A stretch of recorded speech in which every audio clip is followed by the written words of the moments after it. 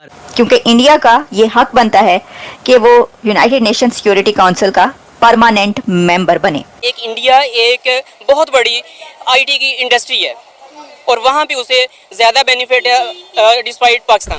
अभी मुझे लगता है कि दुनिया में ये भावना की चेंज होना चाहिए और चेंज में भारत को परमानेंट सीट मिलना चाहिए। ये भावना जो है ये मैं हर साल में देख रहा हूँ कि ये भावना बढ़ रही है। तो जो फॉर्मर चीफ रह चुके हैं यूएन सिक्योरिटी काउंसिल के, इन्होंने ये बात बोली है यूके को, यूनाइटेड किंगडम को कहिए आप पीछे हो जाइए, आपकी इकोनॉमी गिर रही है, आप जियोपॉलिटिकली इंपॉर्टेंट अब रहे नहीं है, कुछ आपका इम्पैक्ट दुनिया में है नहीं, तो क्यों ना आपकी जगह इंडिया बन जाए यूएन सिक्योरिटी काउंसिल का परमानेंट मेंबर। जो मशरकी हमसाया हैं जिसको हम मोदी जी कहते हैं, उनको हम दावत दे रहे हैं, उनसे मुज़ाकरात भी करने को तैयार हैं, उनसे हम तजारत भी करने को तैयार हैं, उनसे हम ताल्लुकात भी बहाल करने को तैयार हैं। मतलब पाकिस्तान में कुछ भी हो, अब तो ये मजाक सा बन गया कि बिजली अगर चली गई है, लाइट चली गई है, जी इंडिया ने लाइट भेज दी, इवन पानी अगर आ गया, सैलाब आ गया तो जी इंडिया ने पानी छोड़ दिया। इंडिया 5th लार्जेस्ट इकोनॉमी तो है, लेकिन India 3rd most powerful country of this world है, ये कहा गया है।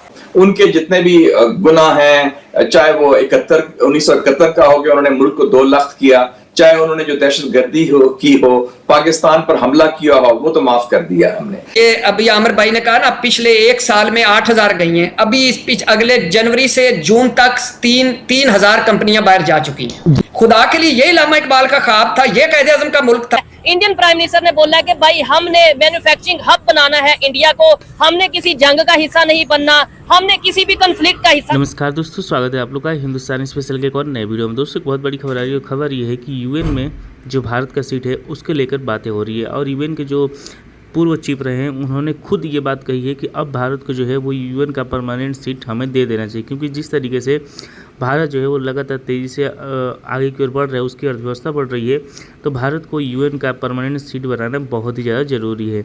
यानी कि पूरी दुनिया जो है वो धीरे धीरे करके इस बात पर खुद ही आ रही है कि भारत को परमानेंट सीट यूएन में मिलना ही चाहिए। दोस्तों इसको देख के पाकिस्तानी मीडिया जो है वो काफ़ी ज़्यादा टेंशन में, क्योंकि वो भी ये बात जानते हैं कि यूएन में परमानेंट सीट मिलने का मतलब जो है भारत के पास कितनी ज़्यादा मजबूती आ जाएगी और भारत के पास एक पावर आ जाएगा कोई भी मुद्दे को जो है वो कैंसिल करने के लिए। और इसीलिए पाकिस्तानी मीडिया में इसके ऊपर बातें हो रही है कि अगर ऐसा हो गया तो फिर जो हम मुद्दा लेके कोई भी मुद्दा लेके भारत के खिलाफ जाते हैं वो मुद्दा चलेगा ही नहीं और भारत सिर्फ और सिर्फ वहाँ से कैंसिल ही कर देगा और हम देखते ही रह जाएंगे। तो चलिए वीडियो में चलते हैं, देखते हैं पाकिस्तानी मीडिया के आंसर पर क्या रिएक्शन है और कैसे पाकिस्तानी मीडिया इस खबर के सुनने के बाद जो है वो उसको ऐसा लग रहा है कि हमारे साथ बहुत बुरा हो जाएगा। तो जैसा कि मैंने आपको बताया कि ये बात किसने कही है, वो है किशोर महबूबनी। अब किशोर महबूबनी को जब आप देखते हैं तो परमानेंट रिप्रेजेंटेटिव के तौर पर वो रह चुके हैं यूनाइटेड नेशंस में बिटवीन 1984 एंड 1989। फिर इसके अलावा वो 1984 से 1998 से 2004 तक भी रहे और president of the United nation security council वो बिटवीन 2001 एंड 2002 रहे। तो यूनाइटेड नेशन सिक्योरिटी काउंसिल का अगर एक्स प्रेसिडेंट आपको ये कहता है दुनिया के सामने कि इंडिया इस वक्त बहुत ज़्यादा हकदार है सिक्योरिटी काउंसिल की परमानेंट सीट का और यहाँ तक कि यूके को ये चाहिए कि वो अपनी सीट ऑफर कर दे इंडिया को, तो ये एक बड़ी खबर है। अगर वो सिर्फ डिप्लोमेट होते, देखिए ना, जैसे कहा जा रहा है कि सिंगापुरियन डिप्लोमेट, क्योंकि हैं वो सिंगापुर के, तो कहीं ना कहीं से ताल्लुक पाकिस्तान से भी जाके जुड़ जाता है। लेकिन बात यह है कि हम ये नहीं कह सकते कि जी वो हिंदू हैं इस वजह से उन्होंने सपोर्ट किया इंडिया को, या फिर वो क्योंकि पार्टीशन में जो है उससे पहले उनकी फैमिली वहां पर थी तो इस वजह से उनका कहीं ना कहीं से उस एरिया से, तो इसलिए उन्होंने इंडिया को सपोर्ट किया है।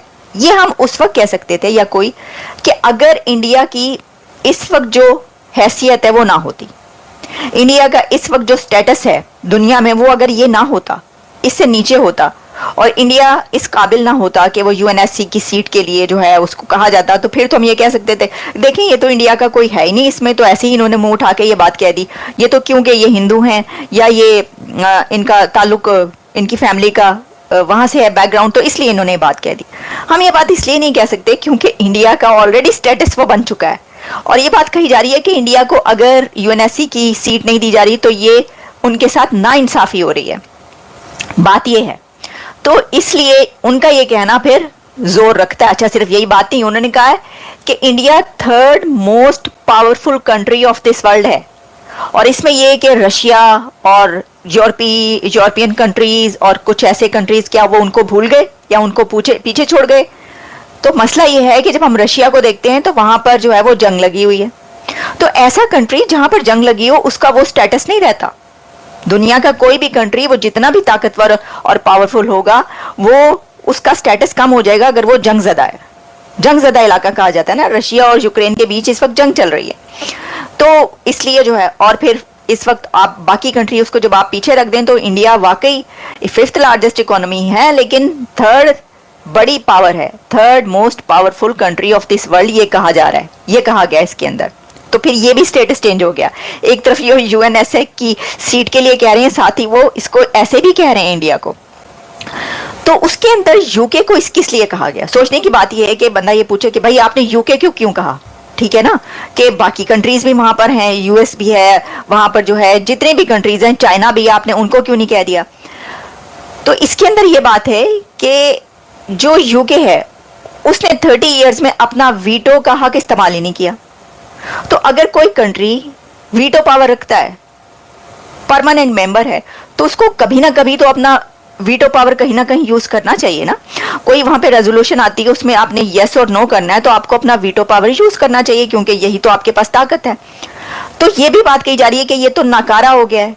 अच्छा, अब जो कंट्रीज वो यूज नहीं करते, जैसे कि यूके है, यूनाइटेड किंगडम है, ये एक बहुत सॉलिड रीजन है। ये मैं ये समझती हूँ कि अगर कोई कंट्री ऐसा कर रहा है और 30 ईयर से उसने अपना वीटो पावर यूज नहीं किया, तो ये सॉलिड रीजन है। वैसे अगर आप किसी को कहेंगे कि कोई छोटा कंट्री है या इंडिया उस कंट्री से बड़ी पावर बन गया है, वो छोटी पावर बन गया है, तो वो शायद इतना लेजिटिमेट इसलिए ना हो कि आप इस बिना पर इस तरीके से नहीं तोल सकते किसी को कि वो बड़ी पावर था, अब इंडिया बड़ी वो बन गया तो आप कहें नहीं। लेकिन ये बात कि कोई अगर वीटो मेंबर है और वो उसको सही तरीके से जैसे यूज करना चाहिए वैसे नहीं कर रहा, तो फिर तो उसके ऊपर ये सवाल उठेगा, और उन्होंने सवाल उठा दिया। अब देखिए, इसके अंदर ये सवाल किया जाए कि पाकिस्तान क्यों नहीं, पाकिस्तान को भी वीटो मेंबर बनाया जाए। तो देखें, पहली बात तो ये कि वीटो मेंबर बनने के लिए दुनिया की बड़ी पावर बनना पड़ता है। तो पाकिस्तान तो उस वक्त बन सकता है वीटो मेंबर जब वो इतनी बड़ी पावर बन जाए। हाँ, पाकिस्तान मेंबर बन गया है और वो 25 और 26 के लिए है। बड़ी दिलचस्प सूरत हाल है। वो कहते हैं आमिर लियाकत क्या करते थे, बड़ी नाजुक सूरत हाल है।